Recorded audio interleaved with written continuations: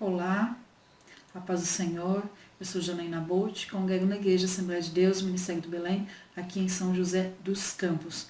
Hoje eu quero tecer breves comentários sobre a lição 3, eleição e predestinação, da revista desse trimestre, da CPAD, sobre a Igreja eleita, redimida pelo sangue de Cristo e selada com o Espírito da promessa. Quero começar lendo o textual, que está em Efésios 1, os versículos 4 e 5. Como também nos elegeu nele antes da fundação do mundo, para que fôssemos santos e irrepreensíveis diante dele em amor, e nos predestinou para filhos de adoção por Jesus Cristo, para si mesmo, segundo o beneplácito da sua vontade. E aqui eu quero chamar a atenção para os dois itens que estão no título. Nos elegeu e nos predestinou para filhos de adoção. Chamando a atenção então para esses dois itens do versículo. Nos elegeu e nos predestinou. É a verdade prática, segundo a sua presciência, Deus elegeu e predestinou para a salvação os que creriam e perseverariam na fé em Cristo Jesus. Então aqui a verdade prática já nos trazendo a palavra-chave, que é perseverar. A eleição e a predestinação fazem parte da doutrina da salvação. São dois itens de suma importância para estudarmos. Mas eu não quero aqui hoje discutir esse assunto diante das diversas linhas que tem. Calvinismo, pelagianismo, semi-pelagianismo. Eu quero apenas apresentar aquilo que eu acredito e aquilo que a Assembleia de Deus segue. Eu quero indicar então esse livro aqui, Arminianismo Puro e Simples, do Emerson Oliveira. O capítulo 2 apresenta então as 4 linhas teológicas sobre a doutrina da salvação. Mas vamos lá. O primeiro tópico então, eleitos para uma vida santa e irrepreensível. Sempre quando falamos eleição, pensamos em política, mas não é o caso aqui. Aqui é doutrina de salvação. Então sempre quando pensamos em eleição, pensamos também em escolhas que devem ser feitas. E especificamente aqui, em que fomos escolhidos? Em quem? Em Jesus. A doutrina da salvação ela é cristocêntrica. Quando que foi feita essa eleição? O textual nos falou, antes da fundação do mundo. E para quê? Qual a finalidade? Então isso está aqui no título do tópico. Para uma vida santa e irrepreensível. E também encontramos isso aqui em Efésios 1 e 4. Nos elegeu antes da fundação do mundo para que fôssemos santos e irrepreensíveis. Então, as condições, essa eleição ela é condicional. Ela tem 2 principais condições. Primeira condição é que ela é oferecida para todos, conforme está em João 3:16. Que é considerado o textuário da Bíblia. Porque Deus amou ao mundo de tal maneira que deu o seu Filho unigênito para que todo que nele crê não pereça, mas tenha vida eterna. E aqui nós temos, na verdade, as 2 condições. A primeira condição, que é para todos.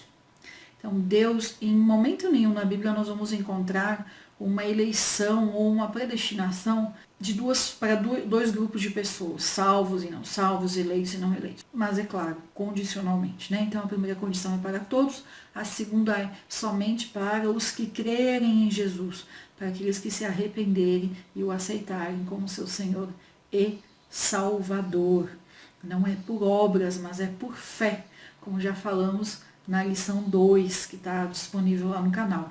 É por fé, não por obras nossas, porque as nossas obras não passam de trapo de imundície, conforme está em Isaías, mas por obra de Jesus, pela morte de Cristo na cruz. A revista continua aqui então, seguindo então aqui a revista, vida santa e irrepreensível. Sabemos que santo significa separado do pecado. Antes de aceitarmos a Jesus, vivemos no mundo numa posição de pecador. Quando aceitamos a Jesus, Deus nos tira de lá, nos traz para cá e nos coloca numa posição de santo. Mas, nessa posição de santo, devemos buscar viver uma nova vida, o que a revista chama de vida nova dos eleitos. Essa nova vida significa trilhar, caminhar por um processo de santificação. Esse novo estilo de vida, ele precisa buscar imitar a Jesus, refletir o caráter de Cristo em nós. E qual é esse caráter? Como é que conseguimos isso? Buscando desenvolver o fruto do Espírito, que está lá em Gálatas 5, 22 e 23. Então vamos lá, em Gálatas 5, 22 e 23, mas o fruto do Espírito é amor, alegria, paz, longanimidade, benignidade, bondade, fidelidade, mansidão e domínio próprio. Então precisamos trilhar esse caminho de santificação, esse processo de santificação para, como fala em Hebreus 12, 14, vermos a Deus, que sem santificação não é possível ver a Deus.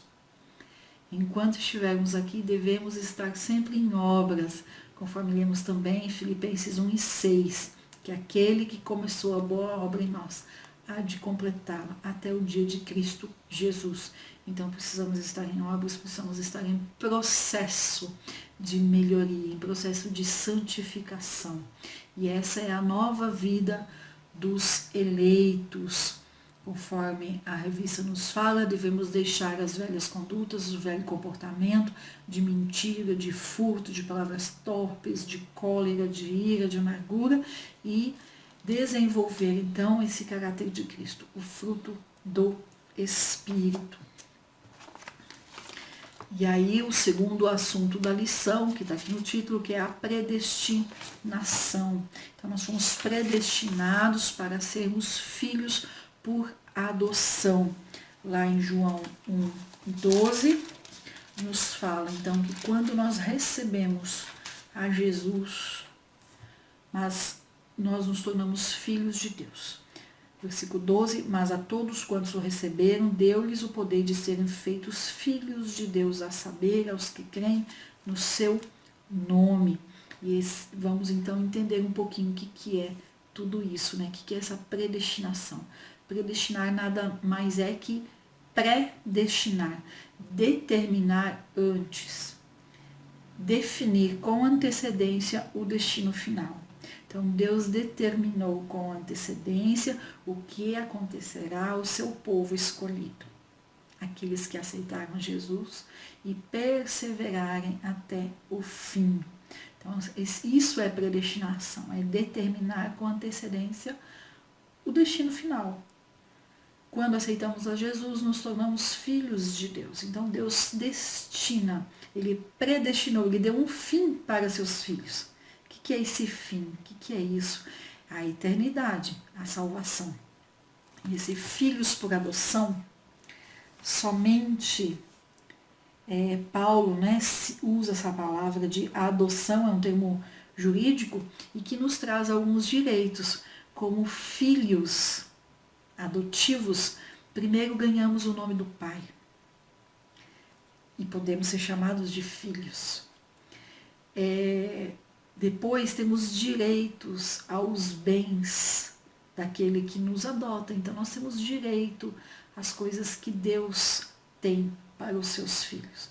Então, temos direito de sermos chamados seus filhos, em primeiro lugar, já falei. Temos direito a uma nova imagem, a um novo nome.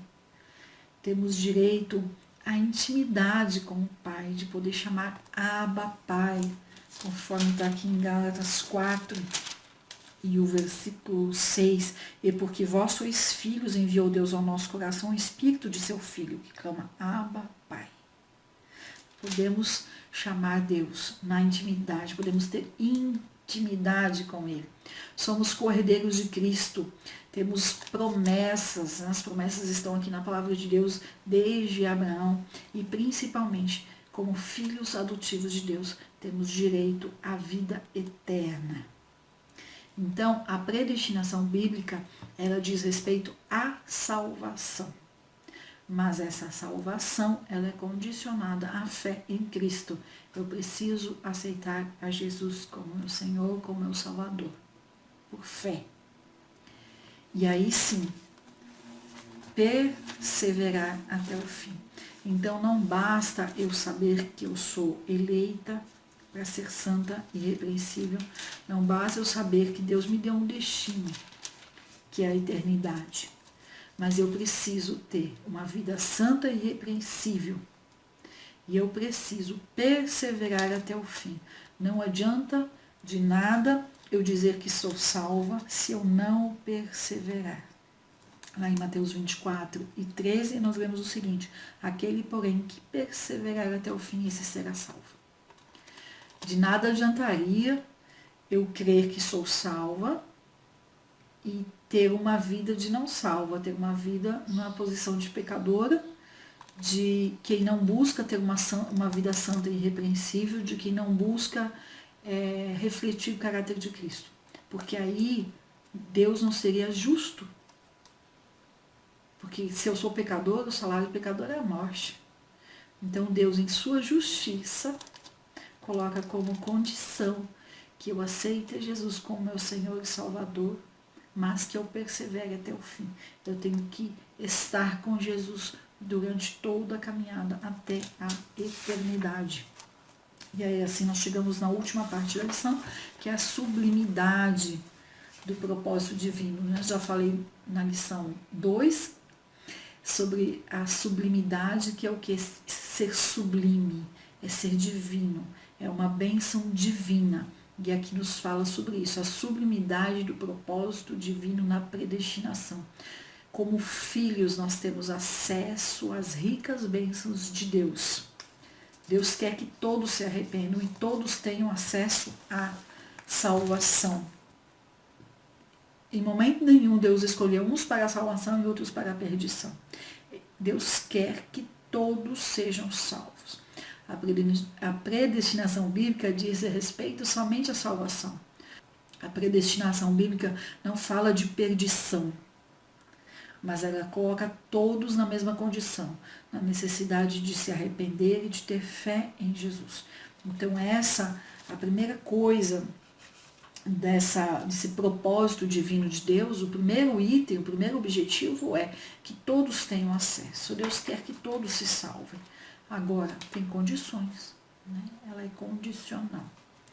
Antes de qualquer coisa criada, antes lá de Gênesis 1, Deus desenhou, né? Arquitetou ali o plano de salvação.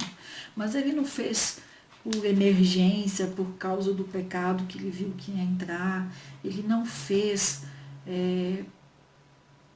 de forma impensada ou de forma para suprir ali alguma coisa que não estava perfeito na sua criação.